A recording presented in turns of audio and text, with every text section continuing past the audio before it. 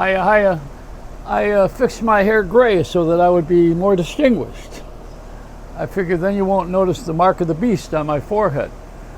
But people look at everything, they notice everything you got around you, even on the table. They look at the background when they got a little zoom going on. And here I got this COVID-19 anti-aging test, I thought it was. It's an antigen self-test that I bought. I took this and I found out I'm pregnant. Well, you can't, sometimes they mix up the drugs. At Walgreens, I'm pregnant. Over at CVS, I'm in a training program. Do I get rid of this gray? Yeah, this is not my real hair. Come on, I have that Pat Sajak blonde, which is called Arctic blonde. It's on the way to something. But no, it's not gray. I mean, really honest, I don't dye my hair. Why would I do that? So I want to look older because I believe in ageism. I think when you get so old, then they start giving you everything free, and they start helping you if you have a walker, and if you have a wheelchair, you get on the plane first. You have to look like you really can't move too much. And then everybody comes and wants to help you. They want to do too much. They want to do all of your gym work too. I used to have someone work out for me, so I didn't have to sweat. No, I like the recovery process of this country. I think it's exciting that we're all able to get together and not figure anything out. See, nobody knows where this is going, how it is going, where it's going to end, and I know nothing at all, and yet I have to act as if I have composed myself and I have authority, like the news. They ought to have, instead of breaking news, they ought to have SOS, which is breaking the news with SOS. Same old shit. That's what it is. Are we able to say shit on the air? I don't know anymore because there were 7 words. I mean, we've been over this before. George Carlin came up with it as a routine, 7 of the words, but there's so many more that are offensive now.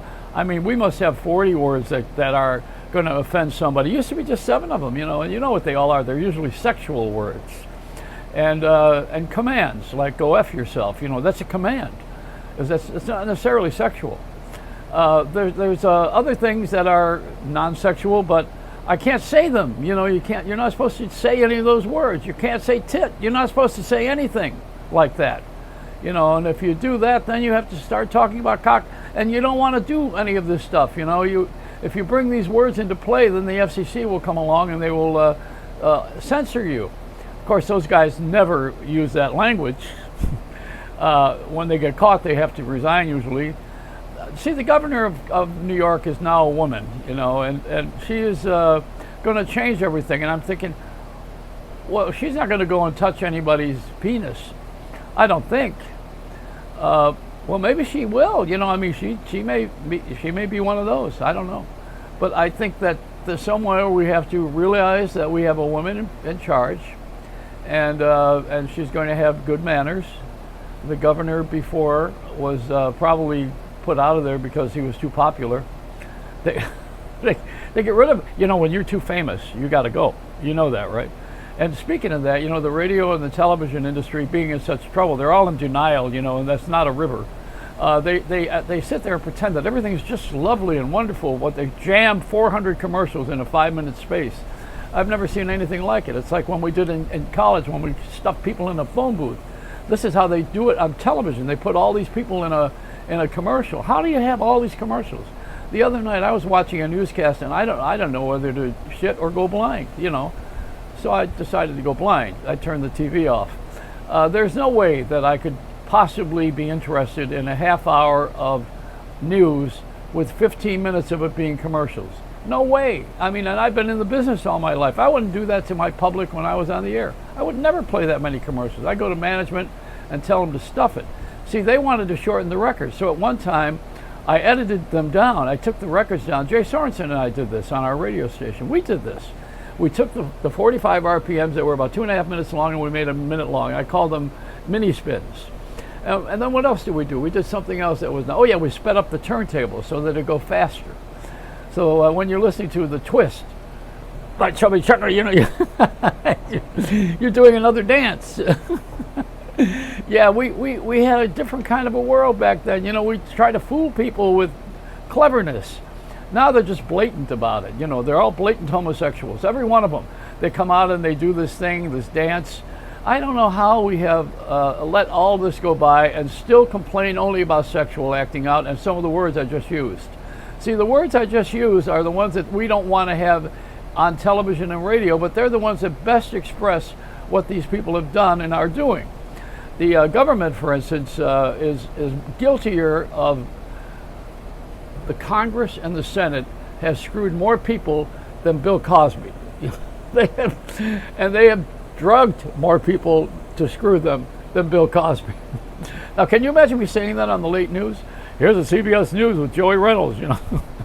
Hey, you know what? Bill Cosby didn't screw as many people as the, you know, yeah, not going to fly. Not going to fly. They don't want to have comedy either. You know, see, a lot of this is really offensive to people. You know, if you get a laugh, people get mad because they have no sense of humor. It's the seven dwarfs. There are 7 of those different personalities. Cleverly, am I scratching my face too much? Cleverly, I think it's that stuff from made my hair look grayer. It's itching. So Walt Disney had figured it out. There's 7 of those characters, and each of them represents something that's really dumber than dumb. Sneezy, you know, someone who's always grumpy, dopey. Now you know who they are. All these dwarfs, right? They represented a slice of life in this culture. And the one grumpy like this, you know, that's the dwarf that would fold his arms. Now they don't dare make these people black. We're going to be in trouble. And the language that black people still carry on television, you know, like Steve, what's his name, does that Family Feud show. Hey, everybody, come on, this is the lazy slang talk that we're doing so that we can relate. You know what I mean? Relate. And I'm thinking to myself, you know, I spent 100 years saving money, going to college, going to school, getting rid of my Buffalo accent, using elocution so that I might be able to fit into the money world and to the society of broadcasters so I could be an announcer.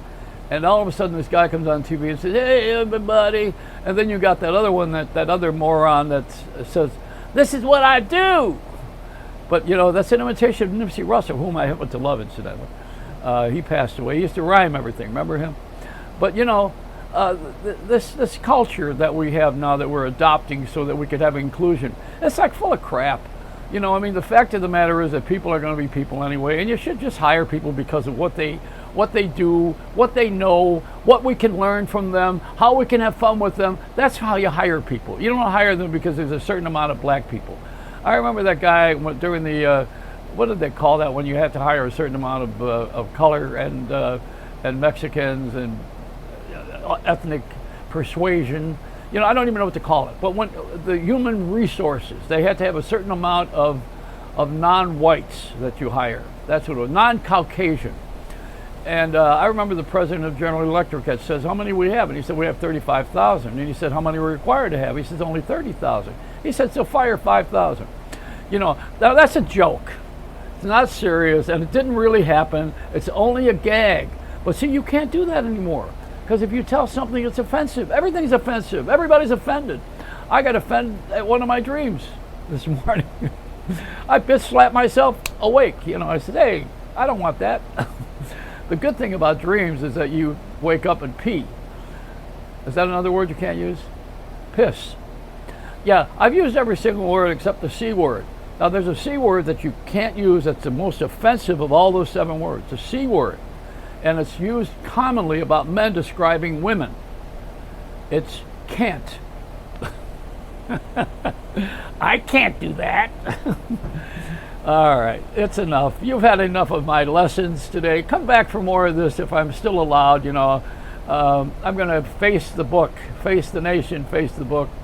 I would love to have a conversation with somebody who's really somebody that wants to use all those words in one sentence. That'll be the end of my career. But hey, wait, my career already ended. I'm coming back for a second round. Oh God, did the polo pony jump off of my shirt? That's it. It's a Reynolds wrap.